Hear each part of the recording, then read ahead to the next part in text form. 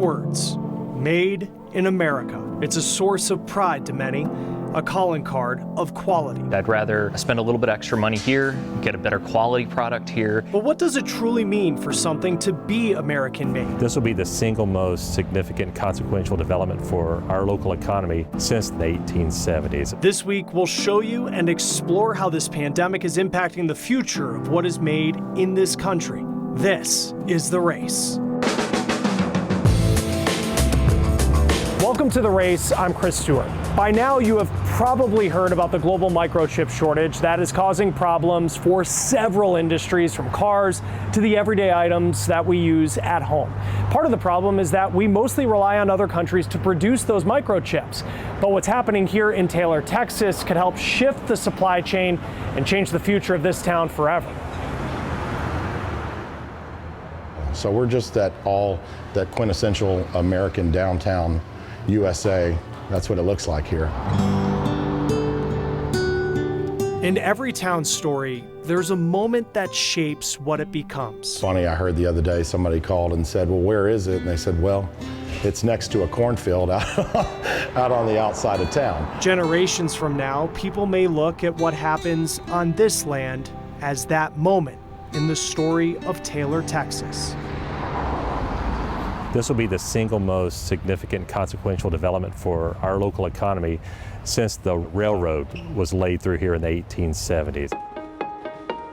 Next year, Samsung will break ground on a facility that will make semiconductor microchips. Samsung says it will create 2,000 jobs and be its largest ever U.S. investment, $17 billion. At the time I got the call, I thought surely they meant 200 jobs and $17 million. That seemed more on scale of what I would be accustomed to seeing as mayor of the city of Taylor. It's expected to change the direction of Taylor, but also this country, away from relying on those overseas to produce nearly all the microchips that have been in such short supply. It's pretty shocking, you know? I mean, Taylor is not really somewhere that's on the map as far as most people are concerned. Liz Avant's town isn't a stranger to attention. It's often in movies. You might remember the house from Texas Chainsaw Massacre. That's close by. But people know what's to come is different, for better or for worse. This is beyond what we've seen before, for sure, as far as change. Gail Kaler has lived here since the 80s. I think the businesses are really excited about it, and a lot of people who interact a little more with what's going on in Taylor, and other people are, concerned that it's going to make more traffic, more difficult to do things and get around. So we'll see. Let me get you a menu. For businesses like Courtgeist's music venue and bar, Samsung is a sign of hope. Smart growth, not a lot of, commercialized, I don't want to say names, but we want the mom and pop aspect to be a big part of what Taylor is, and I think we can achieve that. It's hard to sum up what this could mean for Taylor, but across the street at the Texas Beer Company, what's now on tap sends a pretty strong message. This idea of a Samsung beer, that which we now lovingly call the Sammy. I think as everybody in this country kind of got accustomed to supply chain always benefiting America, and if we want, as we've seen the challenges unfolding right now, if we want manufacturing and we want good jobs, then we need them to be in this country. The move of a Korean tech giant into a small Texas town may show just how much the world has changed, but also how important it is the supply chains we all rely on change with it. People started buying more furniture when the pandemic began, and that has not let up. Sales are expected to rise a historic 5% this year compared to 2021, and now there's increasing interest in buying furniture that is made in America. Vanessa Mashanya visited a warehouse that is cautiously welcoming the shift. The last few months, we've seen things start to make a turn for the better. We have record orders right now, and that is exciting to see that much business, but it is also stressful and challenging to try and fill those orders.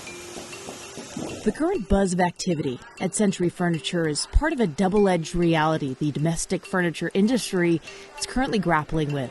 It's the best of times and it is the worst of times. On one arm of the chair, if you will, Western North Carolina, the once self-proclaimed furniture capital of the world, is seeing an increase of demand the likes of which have not been seen since the 1980s and 90s. But we saw a huge increase in our orders starting really in almost September of last year, of 2020. And trying to kind of put your finger on exactly what was causing it, we assume it was nesting. We've seen 10 or 20-year swings in a matter of 12 or 16 months. Guy Holbrook, vice president of sales for Century, said the new millennium marked a downward trajectory in domestic furniture. With cheaper pieces being imported from Asia beginning in 1999, demand for U.S.-made furniture sank. Factories shuttered, and the local economy took a beating it has not recovered from. This new pandemic demand is certainly a welcome sight to the region that still relies heavily on the industry. But on the other arm of that chair is the same supply chain crunch much of the world is trying to sort out. With a skyrocketing demand, it has created an imbalance in our supply. And I think that's kind of where we're headed. Although all of Century's furniture is made here, they rely on importing 15% of their components. Think steel knobs and metal drawer tracks, which has created logistical obstacles. But the gaping hole between supply and demand they can't seem to vault is the drought of skilled craftspeople. I mean, materials are the easy thing to point to, but we would hire probably 150 to 200 more people right now if we could find the right one. Our industry, everybody thought it was dying, and we wanted to make sure we told them that it was not dying. With skilled craftsmen and women retiring and not nearly enough following in their place, a solution has been established at the local community college. In 2012, a group of furniture makers invested in the idea to train the next generation of skilled laborers themselves, creating the Furniture Academy at Catawba Valley Community College.